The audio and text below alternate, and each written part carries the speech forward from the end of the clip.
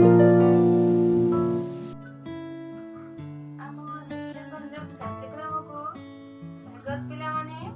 ଆମେ ଜାଣିଛୁ ବର୍ତ୍ତମାନ ଭାରତରେ କୋଭିଡ-19 ପାଇଁ ଅନଲାଇନ ମାଧ୍ୟମରେ ଶିକ୍ଷା ପ୍ରଦାନ କରାଯାଉଛି।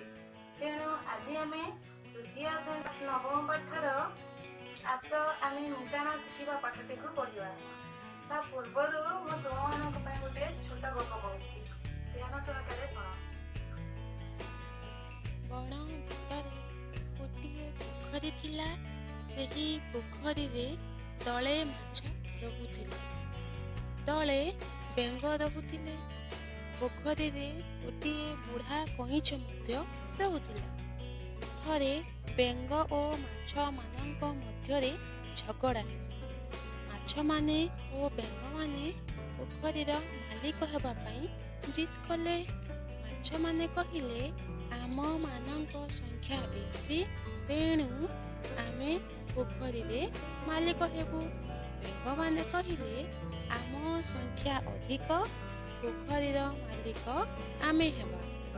ଏହିପରି ଭାବରେ ସେମାନେ ଲଢ଼େଇ କରିବା ଆରମ୍ଭ କରିଦେଲେ। ଶେଷରେ ସେମାନେ ପୋଖରୀର ବୁଢ଼ା କଇଁଛ ପାଖକୁ ଗଲେ। କଇଁଛ ବୁଢ଼ା ସେମାନଙ୍କୁ ବୁଝାଇଲା ଓ ପ୍ରଥମେ ମାଛମାନଙ୍କୁ ଗଣିବାକୁ କହିଲା। ବଡ଼ ମାଛ ସଂଖ୍ୟା 263ଟି, ସାନ ମାଛ ସଂଖ୍ୟା 328ଟି ହେଲା। ସେହିପରି ବଡ଼ ବେଙ୍ଗମାନଙ୍କ ସଂଖ୍ୟା 238, ସାନ ବେଙ୍ଗ ସଂଖ୍ୟା 354ଟି ହେଲା। ମାଛମାନଙ୍କର ସଂଖ୍ୟା ଜାଣିବାକୁ ହେଲେ ଆମକୁ ବଡ଼ ମାଛ ସଂଖ୍ୟା ଓ ସାନ ମାଛ ସଂଖ୍ୟାକୁ ଯୋଗ କରିବାକୁ ହେବ।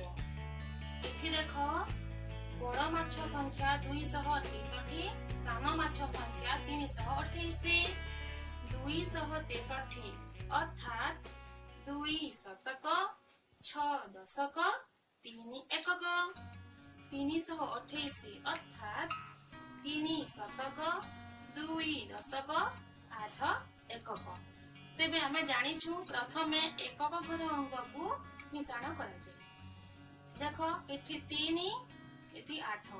3 ଯୁଗ 8 ସମାନ 11।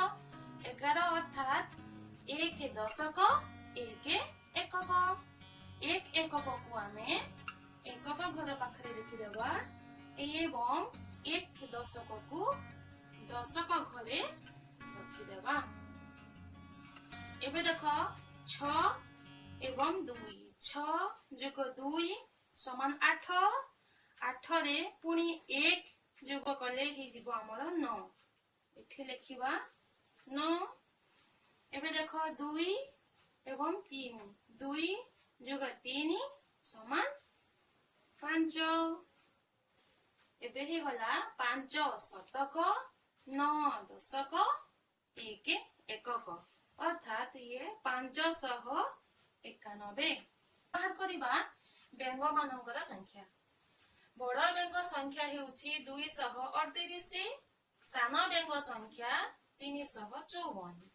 ତେବେ ଦେଖ, 238 ଅର୍ଥାତ୍ 2 ଶତକ 3 ଦଶକ 8 ଏକକ। ସେମିତି 354 ଅର୍ଥାତ୍ 3 ଶତକ 5 ଦଶକ 4 ଏକକ। ଏକକ ଘର ଅଙ୍କ ହେଉଛି 8 ଯୁଗ 4। 8 ଯୁଗ 4 ସମାନ 12।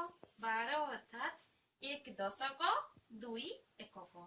2 ଏକକକୁ ଆମେ ଏକକ ଘରେ ଲେଖିବା ଏବଂ 1 ଦଶକକୁ ଆମେ ଦଶକ ଘରେ ଥୋଇଦେବା।